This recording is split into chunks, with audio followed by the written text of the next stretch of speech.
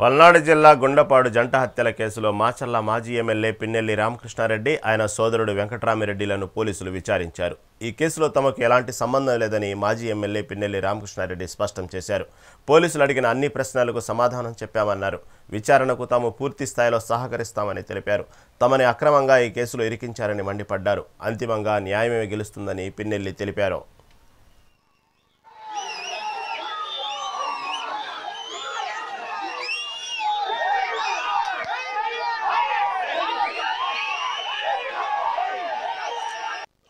అన్యాయంగా మమ్మల్ని దాంట్లో ముద్దాయిలుగా చేర్చడం జరిగింది.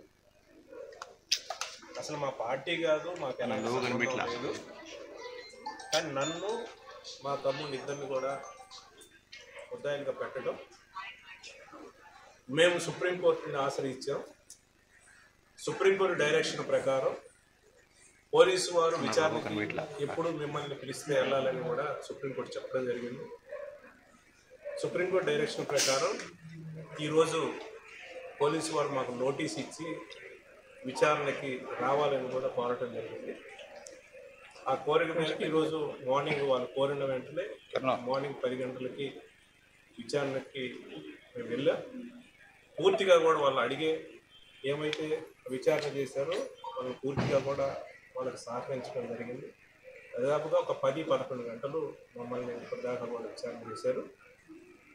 మేము మళ్ళీ పోలీసు వారు పిలిచినా కూడా విచారణకు పోవడానికి కూడా మేము సిద్ధంగా ఉన్నాం. ఎందుకంటే మేము ఎక్కడ తప్పు చేయలేదు. పైన భగవంతుడు ఖచ్చితంగా న్యాయం జరుగుద్ది. మేము ఎవరికి హాని చేయలేదు. ఇది రాజకీయ కక్షతోటి ఏదైతే మమ్మల్ని కావాలని నిర్మించారో ఖచ్చితంగా మాకు న్యాయం జరుగుతుంది అనుకుంటున్నాం. ఈ కేసుకు సంబంధించి పోలీసు వారు ఎప్పుడు పిలిచినా